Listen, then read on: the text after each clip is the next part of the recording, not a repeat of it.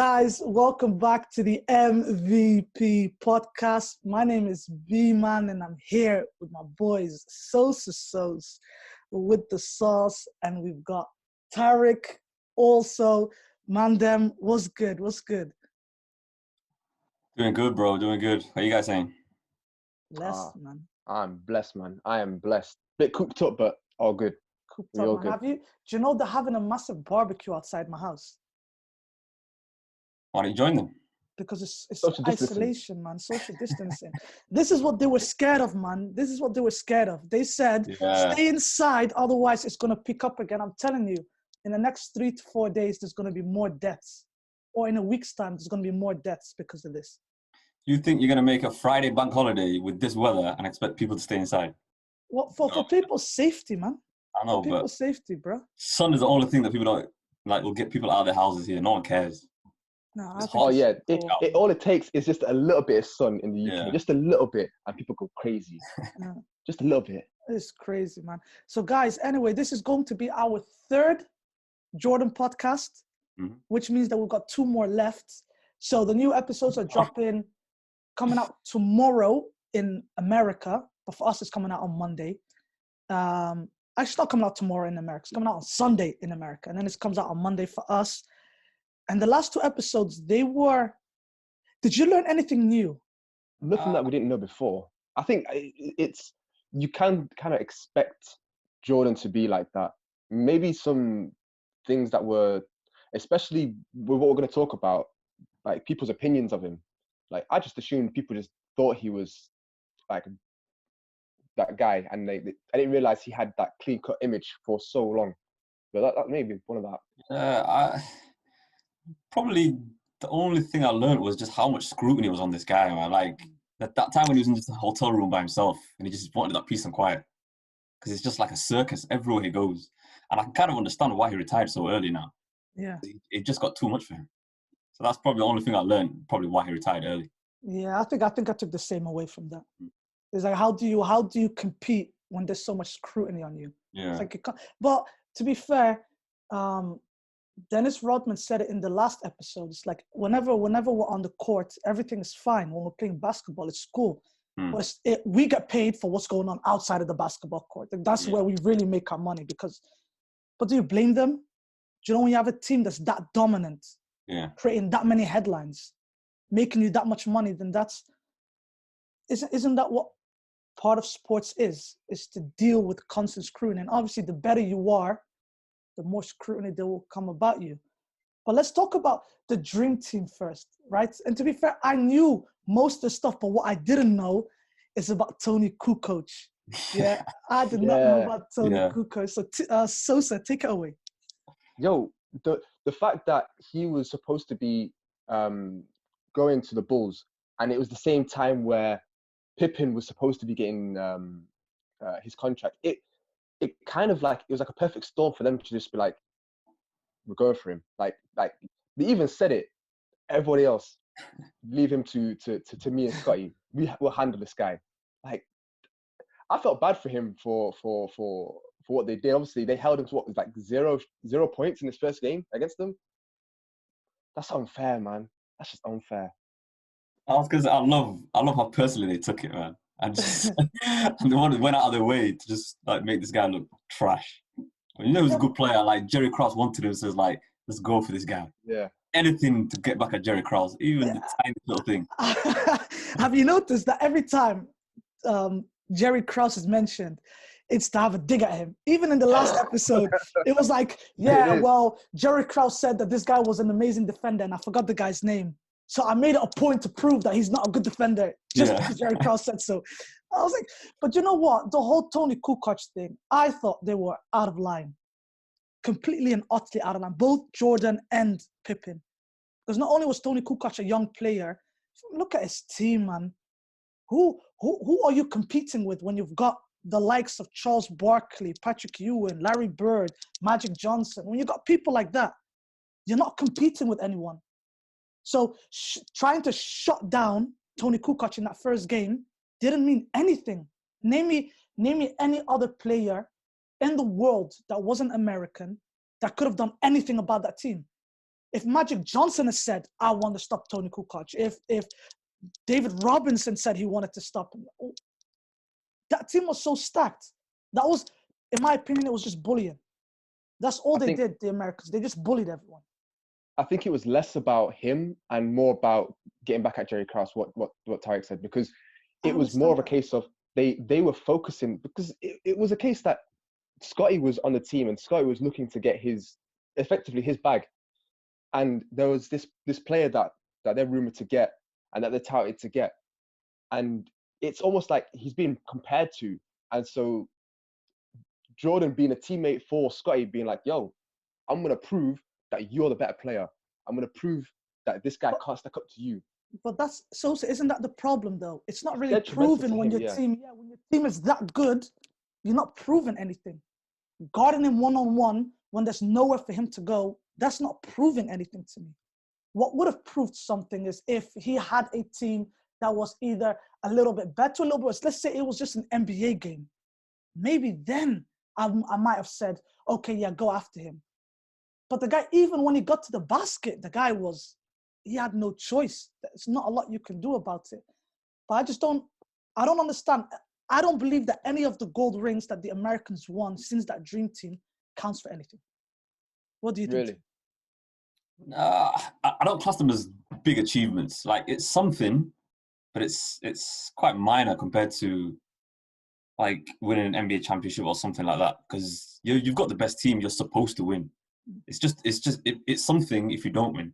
That's the only time you speak about it if USA don't win. So if they win a gold medal, yeah, they won a gold medal. It's like, I don't see it as a big thing. Like when people keep bringing up Carmelo Anthony won all these gold medals, it's like, I don't class it as anything. They say he's the best American Olympic player of all time. What does that mean? When you've been playing next to LeBron James your whole career, and you've got Chris Paul, you've got Kobe Bryant, and you had Kevin Love at one point, Deron Williams at one point, Kevin Garnett, Vince Carter. You have the best of the best of the best. There's no competition, man. That's why it's like, no, maybe it's not like football, but you can't do that, man. You can't do that. It's not competition. Do you know before that, before they allowed all-stars to play, America were only allowed to play college players. Non-professionals, yeah. Yeah, non-professionals before that. Am I saying that that's the way to go forward? I'm not saying it is, but I feel like it's a better alternative because the Olympics, although America have lost once with a big squad, every time the Olympics happens, it's like, can you remember last time when they beat Nigeria by like 60 points or something? Oh man. Listen, just going back to the dream team, it still gets me when Magic was talking about him and Charles being on one team and Jordan being on the other. That story where he's like, yo, we're cooking you. And then all it took was just to say, yo, you ain't better than us, for Jordan just to flick a switch. And for Magic to say, yo, he really turned it on and like became the alpha out of all those guys. Imagine all the names you've mentioned. For him to become the alpha of all of them, that's the next level. The whole podcast ended on, the show ended on his gambling problems and how the media tried to break him apart and try and paint a different picture. Like, what did you make of that, Sosa? First and foremost, yeah, when they were talking about that guy who ended up being arrested, it's like, oh, he went to pay off a debt. It's like $57,000. $57,000. And it's like, and that's like $57 to him instead of just 57,000. But that's just MJ because he had that money, he could play about with that. So, and from what he said, okay, if it's a gambling problem, I wouldn't have a TV, I wouldn't have my watch, I'd be pawning this. A case of he's got a competition problem rather than him being a gambling problem. He's just got wanting to that sense of just winning. That's what I feel it is. I don't think it was something that was that serious. Because if it was, I think it would have been a different story. No, it's not a gambling problem, man. We know people who have got gambling problems, man. It affects you mentally, it affects your health. Like, you go into depression and things like that. Like, an actual gambling problem is more serious than that. He was just overly competitive. That's all it is. This guy's, he's got so much money, he can just bet it away. Like, he just bets on golf and little card games and things like that. Minor things where he'll give away 10 grand or whatever he needs to do. Like a gambling problem is going to a casino or something 7 days a week. Like you're constantly like blowing your money, you've got nothing left. He knew what he was doing with his money. He could lose it, he could win it. In fact, just losing money didn't mean anything to him. So I wouldn't call it a gambling problem. It's just him being competitive. It's just his way of getting out of basketball. It's just the only thing he could do. Do you know if you are like Jordan, got put in a position where people are saying that you've got a gambling problem, you're an addict, right? And although I don't agree with the fact that you have to be gambling consistently in order for you to have a gambling addiction, it doesn't need to be. But if you get to a stage where it's like people are scrutinizing you and telling you that you've got a gambling problem, why is it that it still keeps creeping up? And I know that he said that this was a competition issue. He's competitive, but that alone in itself can be a gambling addiction. If your competitiveness is driven towards everything, including gambling, then you are putting too much energy into that, and it can become addiction. And besides, you don't need to blow all your money in order for it to be classed an addiction. An addiction is if you cannot stop. It becomes like something even worse is if you're throwing all your money at it and you get broke and depression, all of that. But you can still, like on a day-to-day basis, put bits of money down here and there. Every time you play golf, it's like, yeah, well, no, we need to bet. Every time you play cards, no, money needs to be involved. And it's not the first time that they mentioned the money issue. They said it in previous episodes. One of them was where he was at the back of the bus. Is like all the big-time gamblers. They play at the back. And then you got all the little ones that play at the front. He went to the front and said, let me play. But they said, oh, but it's only $1 game. And he said, no, I just want your money in my pocket. Like that competitiveness to me actually does translate a little bit into a gambling addiction. Yeah, it goes to show the competitive nature for Jordan. Like, who in their right mind would be, instead of just wanting to flip, if you were a real gambler, you wanted to flip your money and get more money. That's the whole point. It's the thrill of gambling. His thrill was, you're going to lose to me. That was his thing. Like, if there's anything that he was addicted to, it was him being on top. Yeah. So I'm not surprised at that. That was his whole thing. But if that's what drove him to play and there's money attached to it, then it's a bit of a gambling issue. That's what drove him to be a success. Like he bet on himself. Like if it wasn't for that, he wouldn't have the amount of championships that he did have. Like he constantly was going up against other people to try and better himself. So you can have a gambling problem. He won 6 rings. It basically became his hobby because he had nothing. He couldn't go anywhere. He couldn't do anything without people following him. There's cameras everywhere. He's being scrutinized. Like him playing with his teammates or playing golf, like all the things, and he just decided to just put money on it. It didn't affect him on the court. He was still winning, so it didn't become a major issue. So I just see it as he was just him. That's his way of blowing off steam, really. Have you also noticed? Can you remember in the first ever episode how he was talking about when he finally got drafted by the Chicago Bulls, and he went to the room of his teammates and they're all drinking and smoking and all of that. Was he not doing the same? Was he not doing the same in his the 6th ring? I think it was at the 6th ring where all of them are drinking beer straight after a game. It's like I think it was insinuated that they were doing a bit more than just in the first time round when he was a rookie. They were doing a bit more than just drinking and smoking cigars. Yeah, and I think that was just during the season, like after normal games. This was like after you've won a championship, you can just do whatever you want. Like, it doesn't really matter. These guys do it on a Thursday night after a game in Cleveland. Anyway, guys, we're going to have to put a stop to it there. Guys, do you have anything else that you wanted to mention that you've noticed in the last episodes? I didn't notice in the episode, but there's something I read the other day. One stat about the Dream Team is that they did not call a single timeout in the whole Olympics. Oh. Wow. Really? That was crazy, yeah. Really? Wow. That's actually nuts. I'm not surprised why, but that's a good stat.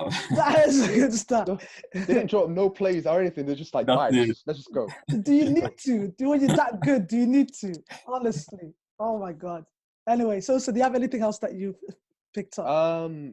You know what, yeah. I want to mention it because it was probably the last time we'll see like a sit-down interview on camera was Kobe. Rest in peace. Yeah. He actually, the fact that he went up on him against him in the All-Star game was just crazy. And he carried on pretty much to carry on the torch from Jordan through the 2000s, which is like, if there was ever, I wish there was a documentary of Kobe, man. That would have been legendary. There is of similar style to this one. Oh yeah, no, but he recorded his entire final season. Did he? Yeah. It's known. It's known. No. No. I think it's coming out maybe a few years down the line. But he, in his last season, 100%, he recorded one. I also know that Cristiano Ronaldo recorded one when he won his 3rd Champions League in a row. I believe Cristiano Ronaldo recorded one, but I don't think he released that yet. But I think it's starting to become a norm now, where people, like teams, are saying like, we need cameramen to be. When they witness greatness, that's the thing. You can only do that when greatness is about. True. I think people are going to overdo it now after this Michael Jordan one. I think that this one, there's a lot of behind the scenes stuff that you see that's like quite fascinating. Like a Ronaldo one, I just feel like it'll be so controlled. Like he will have control of everything that's going on and exactly what you record will just make him look like really good. Yeah, really good, and it's just so positive. Whereas this one, you're just seeing a lot of things that we didn't know about Jordan, which is there won't be other ones as good as this, in my opinion. I think there'll just be way too many of them, I think, after this. I don't know, I don't mind so long it's like insightful. So let's say the Atlanta Hawks did one, and the Atlanta Hawks did one, because obviously they're still rebuilding, and you've got a team like the Lakers that do one, that are competing. Like I wouldn't mind watching the contrast in how these teams are dealt with, but it just needs to be done in a way that we see all the layers in the organization, from the drafting process to the training, to the games, to the GMs, the owners, like from the bottom all the way to the top. If they can embody that in like 10 episodes, I would love to see it. I wouldn't even care which team it was, but I'd like to see something like that on a regular basis, just like Sunderland Till I Die.